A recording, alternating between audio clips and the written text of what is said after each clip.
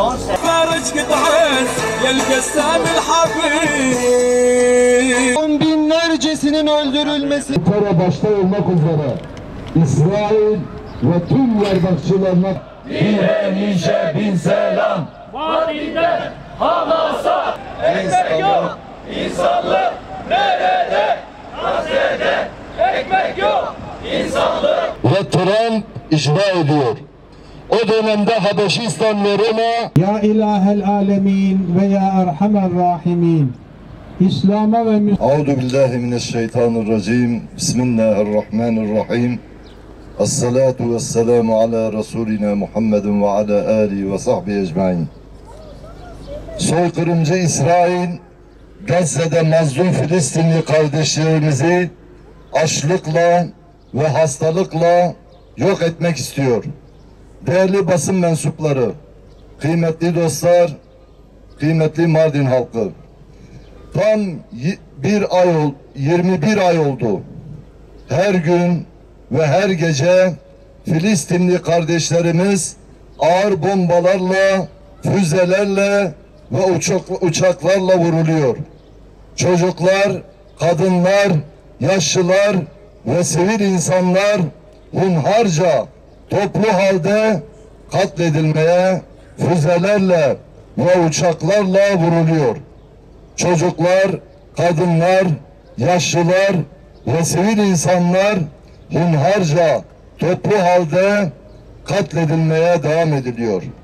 Tankla, topla, uçakla ve her türlü dengesiz ve eşitsiz şartlara rağmen Gazze'li kardeşlerimiz teslim olmayı zillet, direniş ve mücadele ile şehit olmayı izzet görüyorlar. Adaletsiz ve hukuksuz bir dünyaya karşı Gazze'li kardeşlerimiz Amerika, İngiltere başta olmak üzere İsrail ve tüm yardakçılarına karşı iman ve sabırla direniyorlar. Allah onları muvaffak etsin. Soykırımcı, katil İsrail ve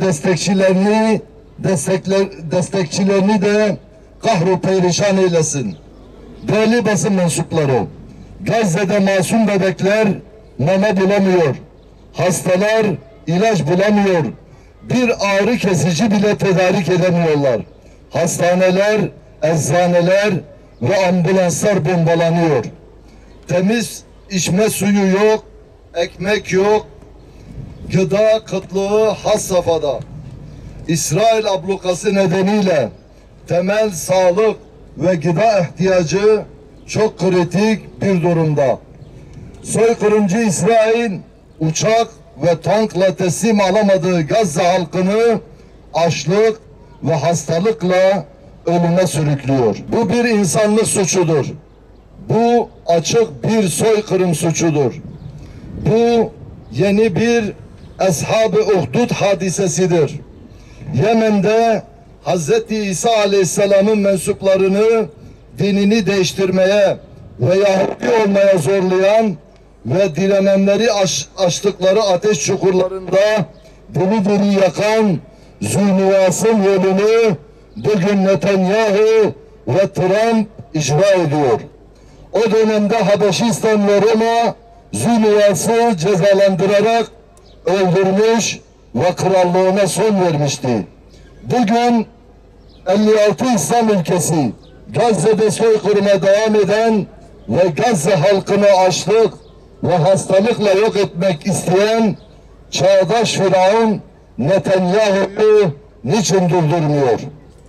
Bu aziyet ve sorumluluğun hesabını tarih, insanlık ve Allah'ın huzurunda nasıl vereceğiz? Ağır bombardımanlara ek olarak açlık, susuzluk ve hastalığı Gazze'li masum insanlara dayatan soykırımcı İsrail'e karşı daha somut, daha etkin ve daha büyük hamleler yapılmalıdır. Mardin Sivil Toplum Kuruluşları Platformu olarak çağrıda bulunuyoruz. Bu çağrı tüm İslam aleminin, tüm hukuk ve vicdan sahibi halkların ve insanlık değerini savunan dünyadaki tüm insanların ortak çoğuluğudur. Gazze'de İsrail ablukasının kalkması ve başta ilaç ve gıda olmak üzere temel ihtiyaçların temin edilmesi ertelenemez.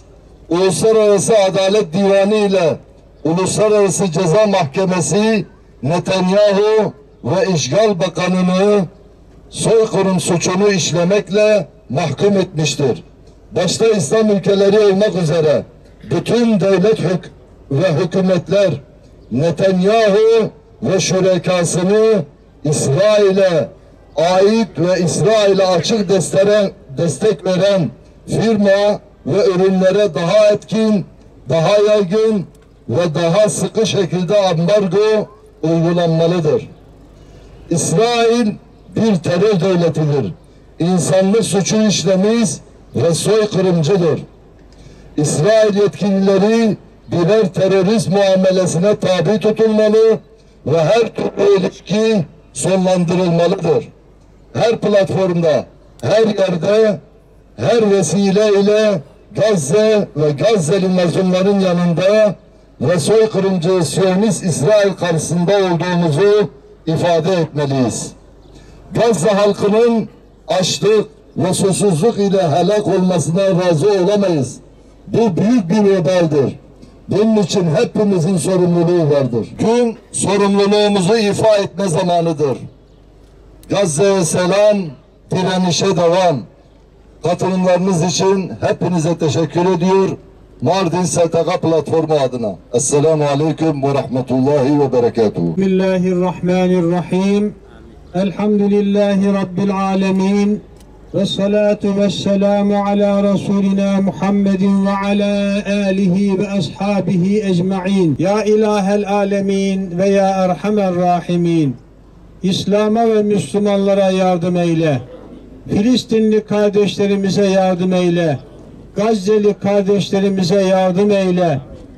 Mescid-i Aksa'daki kardeşlerimize yardım eyle. Aleyhisselam'ın karşısında Firavun'u nasıl helak ettiysen, İslam düşmanlarını nasıl helak ettiysen, Çanakkale'de İslam ümmetinin karşısındaki 7 düveli İslam düşmanlarını nasıl helak ettiysen, Gazze'de, Filistin'de, Mescid-i Aksa'daki İslam düşmanlarını, şehit olan kardeşlerimize rahmet eyle.